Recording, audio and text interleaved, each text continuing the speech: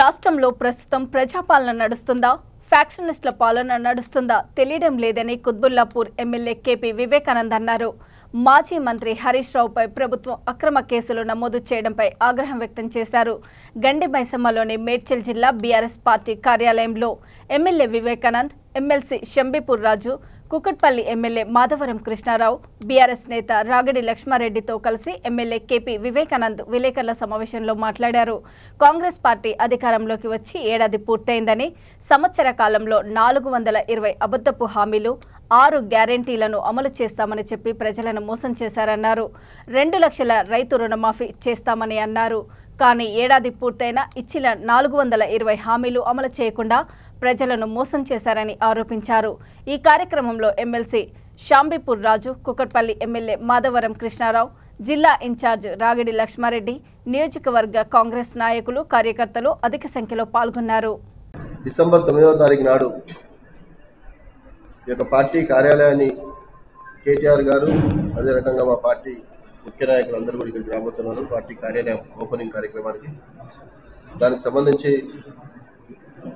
జిల్లా నుంచి పెద్ద ఎత్తున మేడ్చల్ మల్కాజ్గిరి జిల్లా ఎమ్మెల్యేల ఆధ్వర్యంలో టీఆర్ఎస్ పార్టీ కుటుంబ సభ్యుల యొక్క కార్యక్రమాన్ని విజయవంతం చేయాల్సిందిగా అందరికీ జిల్లా పార్టీ అధ్యక్షునిగా పిలుపునిస్తా ఉన్నాను. అదేవిధంగా 9వ తారీఖు, డిసెంబర్ 9వ తారీఖు మనందరికీ తెలుసు, కేసీఆర్ గారు నవంబర్ 29న తెలంగాణ రాష్ట్ర సాధన కోసం దీక్ష భూని తెలంగాణ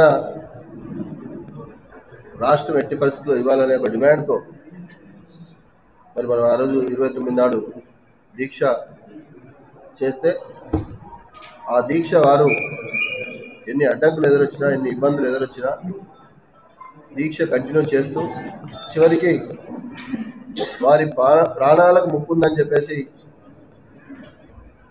డాక్టర్లు చెప్పినా కూడా ఎట్టి పరిస్థితుల్లో తెలంగాణ రాష్ట్రం వచ్చే వరకు దీక్ష విరమించబోనని దీక్ష చేసి తెలంగాణ సమాజాన్ని ఏకం చేసి మరి కేంద్ర ప్రభుత్వ మెడలు వంచి డిసెంబర్ 9 నాడు తెలంగాణ రాష్ట్రాన్ని ఇస్తామని చెప్పేసి ప్రకటన వచ్చిన రోజు మనందరికీ తెలుసు. హరీష్ రావు గారి పైన, కేటీఆర్ గారి పైన, మా పార్టీ నేతల పైన కేసు పెట్టే ప్రయత్నం, కేసులు ఇరికించే ప్రయత్నం చేస్తూ ఉన్నారు. వారి సొంతం కేటీఆర్ గారి సొంత బాంబడి ఇంటికి వెళ్ళి వారు ఒక దీపావళికి సంబంధించినటువంటి ఒక ఫంక్షన్లో ఉంటే మరి అక్కడ కూడా అరాచకం సృష్టించి అక్కడ వారిపైన అక్రమంగా కేసులు అనేది అరాచక పాలన అంటే ఏందో ప్రజలకు చూపిస్తున్న సంగతి గుర్తు చేస్తూ ఉన్నాను. కాబట్టి ఇలాంటి ఎన్నో విషయాలు, ఇప్పుడు చక్రధర్ గౌడ్ కేసు ఏంటంటే ఫోన్ ట్యాపింగ్ కేసు అని చెప్తా ఉన్నాను. ఫోన్ ట్యాపింగ్ కేసు ఏ రోజు అయింది, ఇంకెన్ని రోజులు, ఈ మొత్తం చరిత్ర మొత్తం రోజంతా 5 సంవత్సరాల పరిపాలన కేసు నడుస్తూనే ఉంటుందా? మేము ప్రశ్నిస్తా ఉన్నాం. ఈరోజు ఫోన్ ట్యాపింగ్ కి హరీష్ రావుకి ఏం సంబంధం? అసలు ముందే చాలా స్పష్టంగా పార్టీ నుంచి దీనిపైన క్లారిటీ ఇచ్చినాం. కాబట్టి మా యొక్క ప్రశ్నలకి, ప్రజల తరపున అడిగేటువంటి ప్రశ్నలకి సమాధానం చెప్పలేక ఈరోజు దాటివేసే ధోరణిలో, తప్పించుకున్న ధోరణిలో డైవర్షన్ పాలిటిక్స్ చేస్తూ మరి మా ఆత్మస్థైర్యాన్ని దెబ్బతీసే విధంగా ఈరోజు ముఖ్యమంత్రి గారు ప్రవర్తిస్తున్నారు. వారి ప్రవర్తన మార్చుకోవాలా.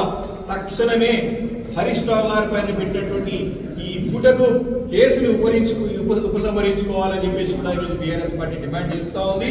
హరీష్ రావు గారి పైన కక్ష సాధింపుతో మరి ఈ రకంగా ప్రవర్తిస్తే తప్పకుండా రేపు రాబోయే రోజుల్లో ప్రజా కోర్టులో రేవంత్ రెడ్డి గారికి శిక్ష తప్పదని చెప్పేసి కూడా హెచ్చరిస్తా ఉన్నాం.